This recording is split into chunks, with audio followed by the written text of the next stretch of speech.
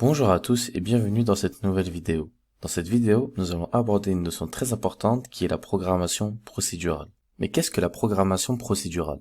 La programmation procédurale est un paradigme de programmation basé sur des appels de procédures. Dit comme ça, c'est peut-être un peu flou. En vérité, la programmation procédurale, c'est diviser notre programme en petites parties, appelées procédures ou fonctions, ou encore méthodes, c'est pareil. Comme son nom l'indique, la programmation procédurale contient une procédure étape par étape à exécuter. Ici, les problèmes sont décomposés en petites parties, et ensuite, pour résoudre chaque partie, une ou plusieurs fonctions sont utilisées. Jusqu'à présent, tout le code qu'on a écrit dans nos exercices était dans la méthode principale, la méthode main. Cependant, ce n'est pas ainsi que nous construisons des applications de n'importe quel type, car une application en général comprend un grand nombre de fonctionnalités et écrire tout notre code dans la méthode principale est une catastrophe. Nous devons donc décomposer notre code en plusieurs méthodes ou fonctions, chacune étant responsable d'une chose. Et c'est ça que nous appelons la programmation procédurale. Nous avons également une programmation orientée objet, qui est un autre paradigme de programmation basé sur des objets. Ainsi, au lieu de penser aux méthodes et aux fonctions, nous pensons aux objets. Ce sera un sujet qu'on abordera dans la deuxième partie de notre cours. Mais pour le moment, concentrons-nous sur cette notion de programmation procédurale, car il faut tout d'abord comprendre et maîtriser cette notion avant de passer à une autre. Autre chose, on parlait de procédure, de méthode, de fonction. Je sais que ça fait beaucoup de mots. Retenez simplement que tous ces mots veulent dire exactement la même chose. En vérité, ils désignent un sous-programme permettant d'effectuer des opérations répétitives. Au lieu d'écrire le code complet dans notre méthode main, on va diviser notre programme et on appellera ces fonctions que lorsqu'on en aura besoin. Mais aussi, elles permettent d'effectuer des tâches répétitives. Pas besoin de réécrire le même programme à chaque fois par exemple pour calculer la moyenne de chaque classe. Ici, on va créer une fonction réutilisable et s'adaptera automatiquement. On aura juste à appeler cette fonction et lui donner les valeurs qu'elle doit gérer. Donc maintenant, je vais vous montrer comment appliquer cette notion de programmation procédurale en C# avec un exemple simple et clair. Passons sur Visual Studio. Jusqu'à maintenant, si on avait envie de concevoir un programme qui va calculer la moyenne d'un élève, on va procéder comme ceci. On va créer un tableau qui contient plusieurs notes, on tape var, on lui donne le nom note, ensuite égal new int, crochet, accolade et on va mettre plusieurs notes, 10, 12, 20, 6.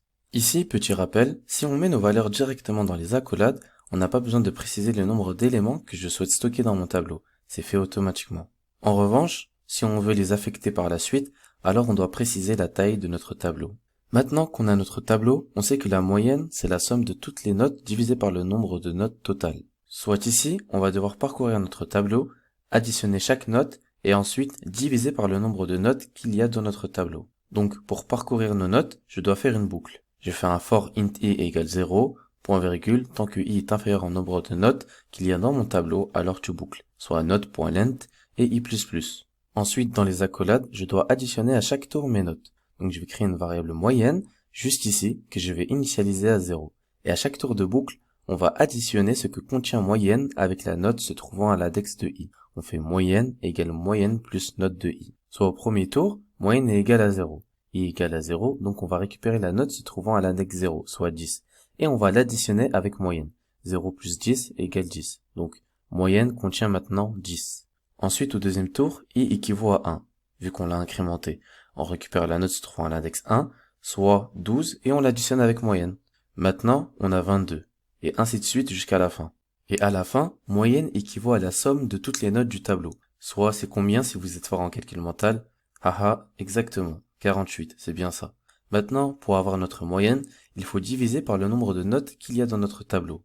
Donc ici, je fais moyenne égale moyenne divisé par note.length pour avoir le nombre de notes qu'il y a dans le tableau, ce qui donne 48 divisé par 4. Et je fais un console.writeline pour afficher la moyenne. Dans les parenthèses, je fais guillemets, la moyenne est 2 et je concatène avec la variable moyenne. Je lance le programme et vous voyez, on a bien notre moyenne qui est affichée. La moyenne est de 12. Très bien, ici le code est encore lisible, court, etc. Mais le problème, imaginons maintenant que notre programme doit calculer la moyenne de 28 élèves d'une classe. On va donc copier-coller ce programme 28 fois? Impossible. Notre programme sera premièrement très long, lent, et on perdra énormément de temps à tout écrire. Ici, notre programme doit être utilisé dans un collège entier, soit le nombre d'élèves peut monter très facilement à 1000, 2000. Allez-vous écrire 2000 fois ce code? Je ne pense pas. Voilà l'utilité de la programmation procédurale. On va prendre ce programme et on va l'adapter pour qu'il puisse gérer peu importe le nombre d'élèves qu'il y a dans un collège. Donc comment faire ça en C#? Ici, comme on peut le voir dans notre programme, il y a deux choses. On a les notes d'un élève et ici toute la logique permettant de calculer la moyenne et de l'afficher. Ce que va contenir notre fonction, c'est vraiment toute la logique, car elle ne change pas. La façon dont nous calculons la moyenne ne changera jamais. Ce sont simplement les valeurs qui changeront. Donc on n'a pas besoin d'initialiser de tableau dans notre fonction. C'est comme pour les fonctions qu'on a vues dans les vidéos précédentes. Par exemple, la fonction toUpper, toLower. On appliquait ces méthodes sur une chaîne qu'on avait créée nous-mêmes. Mais la logique qui permet de transformer les caractères en majuscules ou en minuscules est contenue dans la méthode fonction toLower ou toUpper. J'espère que c'est un peu plus clair pour vous. Pour créer une méthode fonction en C#, vous voyez ici, on a la méthode principale main, qui est notre point d'entrée. C'est une méthode un peu spéciale car elle est appelée directement lorsqu'on lance notre programme. Quand on clique sur Play, on tombe directement sur cette méthode. Nous, on va créer une nouvelle méthode qu'on va devoir appeler depuis le programme principal. Cette méthode, on va lui donner un nom, explicite, qui va nous permettre de savoir ce qu'elle fait. Soit ici, on va l'appeler calculer moyenne. Et cette méthode, elle va retourner un résultat. Le résultat qu'elle va retourner, c'est la moyenne d'un élève, soit un int. Donc la valeur de retour de la méthode, c'est un int.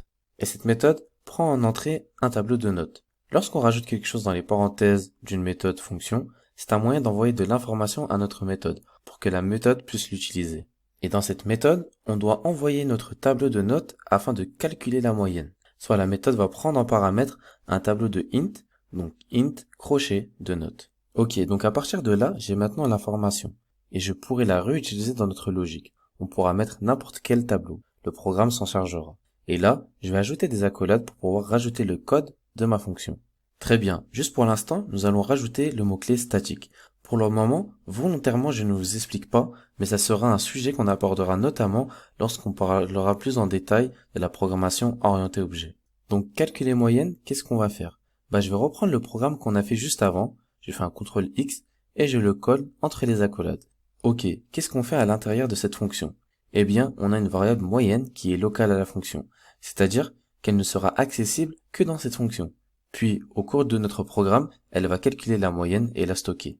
Et à la fin de notre code, ici, on va supprimer notre console.writeLine et on va retourner notre moyenne. Jusqu'ici, ce qu'on a fait se nomme la définition de notre méthode. Maintenant, on va faire ce qu'on appelle l'appel de la fonction. On va venir appeler cette fonction depuis notre programme principal. Et on va stocker la moyenne que la fonction va nous retourner dans une variable moyenne. La variable moyenne n'est plus déclarée dans le main, parce qu'on a déplacé le code, et la déclaration de cette variable est ici. J'ai donc le droit de recréer une variable int moyenne qui a le même nom que la variable qu'on a utilisée dans la méthode calcul moyenne, parce qu'ici, elle est juste déclarée dans le cadre de la fonction. Ça veut dire que la méthode a sa propre variable moyenne, et la méthode main a elle aussi la sienne. Après, on aurait pu l'appeler autrement, mais c'est pour ça qu'on n'a pas eu d'erreur de conflit, parce que chaque fonction a ses propres variables locales.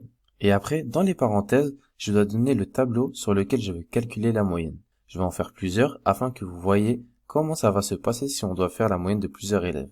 Je vais faire un var élève1 égale new int crochet accolade et je lui donne des notes. Je fais un copier-coller et je change ici élève2 et élève3.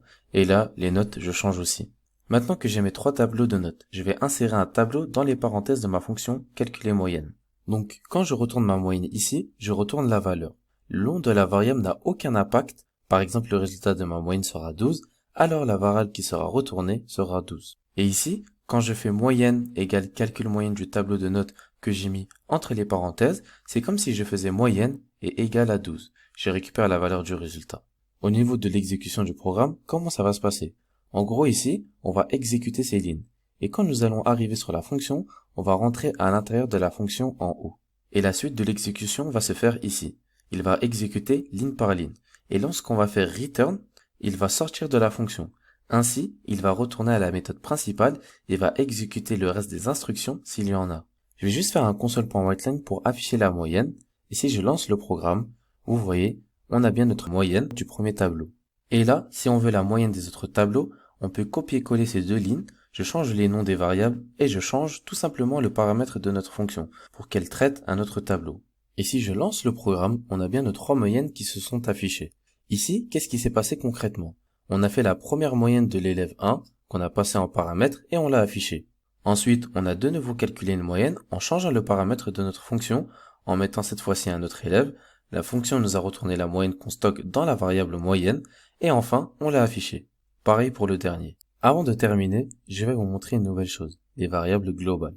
Au lieu ici de récupérer un résultat, j'aurais pu me débrouiller pour partager cette variable moyenne entre les deux fonctions, calculer moyenne et main. Tout à l'heure, je vous ai dit que la variable moyenne est une variable locale à la fonction calculer moyenne. Je ne peux pas y accéder ailleurs qu'à l'intérieur de cette fonction. Mais il est possible en C# de créer une variable dite globale. Par exemple ici, si je fais static int moyenne égale 0, point virgule, cette fois-ci, la variable est déclarée au niveau de la classe programme. Elle est déclarée dans le bloc du dessus. Donc ça veut dire que cette variable est accessible à partir des deux fonctions, calculer moyenne et main. Ça veut dire que je peux très bien commenter ça et utiliser cette variable-là dans la fonction calculer moyenne. Donc ici, ce qui veut dire que je n'ai pas besoin de retourner un résultat. Quand une fonction ne retourne pas de résultat, le type de sortie ne sera plus int mais void. Void veut dire vide et signifie que cette fonction ne retourne rien. On peut l'appeler, exécuter les instructions de la fonction, mais il n'y aura pas de résultat de sortie. Et regardez, au niveau de l'appel de ma fonction, je vais mettre juste ça en commentaire. Ensuite, je peux très bien appeler calculer moyenne et dans mes console.writeLine, appeler la variable globale moyenne. Moyenne est la variable globale qui est définie pour tout le monde. Si je relance le programme, eh bien, on a exactement le même résultat que tout à l'heure. Alors, quel est l'avantage et l'inconvénient d'utiliser une variable globale? Est-ce qu'il vaut mieux de faire une variable globale parce que ça évite de retourner des résultats et ça évite de redéfinir des variables, ou bien est-ce que c'est mieux d'avoir juste des variables locales et que la fonction retourne des résultats? Eh bien, en programmation, c'est très important d'avoir de bonnes pratiques. C'est beaucoup mieux d'avoir une fonction qui retourne un résultat, et donc ce que je viens de vous montrer là, on va le supprimer parce que c'est moins bien. Et du coup, la fonction calculer moyenne, elle dépend de la déclaration de cette variable globale. Ici, lorsqu'on duplique la fonction, on va écraser l'ancienne valeur que contient moyenne. Ça veut dire que si on veut réutiliser la moyenne du premier élève, on ne peut plus, car c'est la dernière moyenne qui sera contenue dans moyenne. Donc la fonction est dépendante. Et en programmation, c'est une notion importante. On essaye de faire au plus ce qu'on appelle réduire les dépendances. Soit si votre fonction est indépendante, son rôle c'est de calculer une moyenne et de vous retourner le résultat, eh bien c'est beaucoup mieux qu'une fonction qui vient altérer les variables de notre programme principal. Retenez bien ça. On va donc corriger tout ce qu'on a modifié, on va retourner la valeur de la moyenne qu'on a définie ici, et on va supprimer la variable globale. Alors pourquoi je vous ai montré ça? Parfois, c'est très pratique d'avoir une variable globale. En revanche ici, ce n'est pas intéressant. Donc je vais la supprimer. Et je vais bien remettre mon return, et là, je vais remettre les déclarations de mes variables moyennes. Donc voilà, c'est tout pour cette vidéo. N'hésitez pas à la revisionner si certains points restent encore un peu flous. De toute manière, on s'entraînera dessus au fur et à mesure du cours. En tout cas, j'espère que cette vidéo vous a plu et que tout a été clair pour vous. Je vous dis à la prochaine dans une nouvelle vidéo.